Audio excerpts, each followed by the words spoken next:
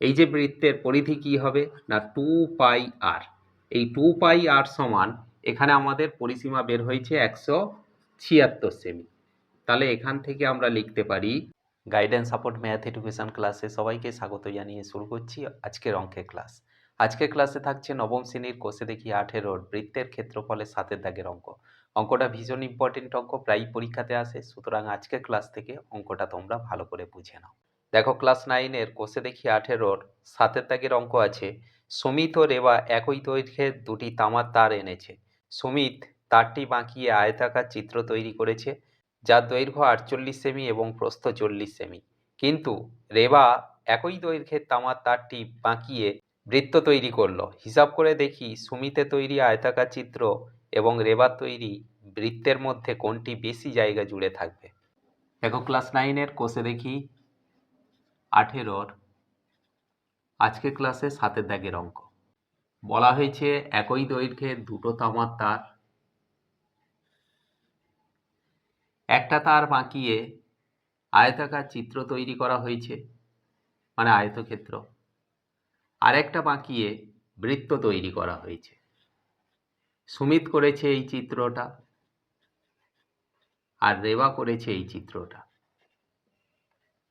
তাহলে সুমিতে তৈরি আয়তাকার চিত্রের দৈর্ঘ্য দেওয়া আছে 48 সেমি আর প্রস্থ দেওয়া আছে, প্রস্থ মানে চওড়াটা, 40 সেমি। এখন এখান থেকে আমরা লিখব যে সুমিতের আয়তাকার চিত্রের পরিসীমা, পরিসীমা মানে এই যে বেড়ার দৈর্ঘ্যটা, এখান থেকে আমরা বের করে নেব 2 ইন্টু দৈর্ঘ্য প্লাস প্রস্থ।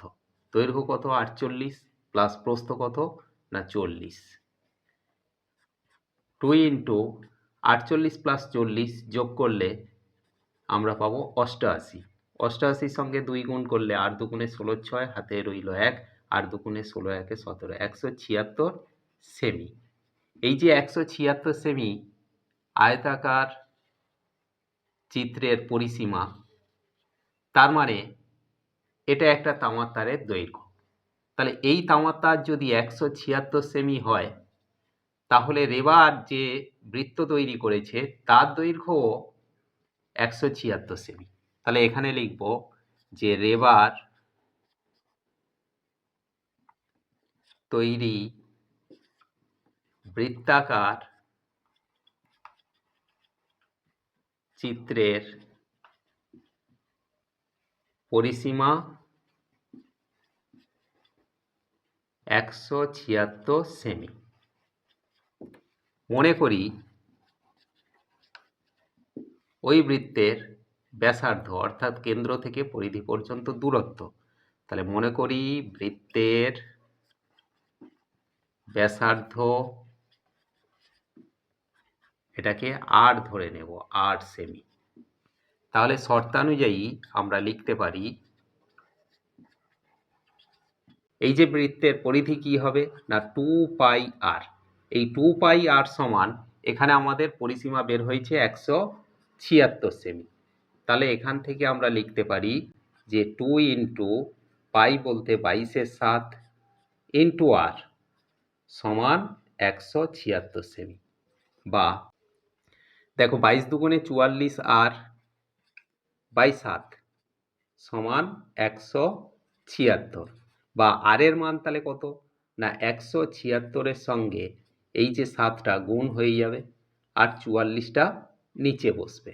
11 দিয়ে কাটলে 11 4 44, 11 1 11, 11 6 66, 16 হলো।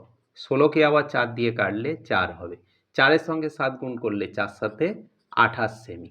এই 28 সেমিটা কি না বৃত্তের ব্যাসার্ধ। তাহলে এখান থেকে আমরা বের করে নিতে পারবো যে বৃত্তের ক্ষেত্রফল কত।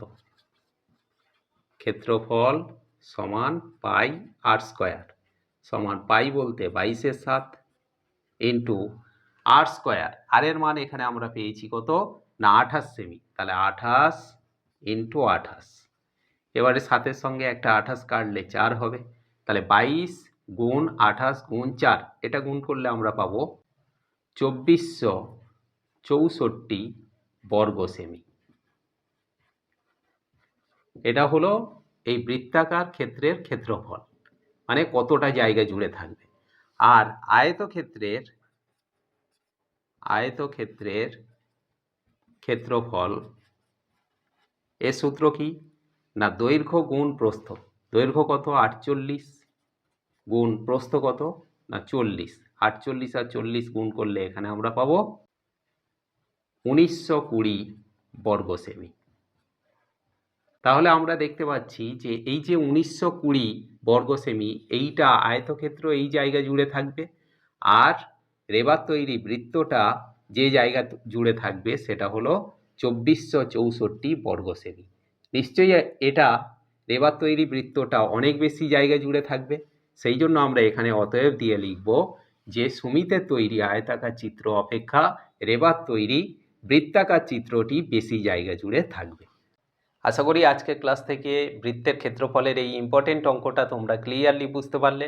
এমন সব অঙ্কের সহজ সরল ভিডিও পাওয়ার জন্য অবশ্যই গাইডেন্স সাপোর্ট চ্যানেলটিকে সাবস্ক্রাইব করে সঙ্গে থেকো। দেখা হচ্ছে পরবর্তী ক্লাসে।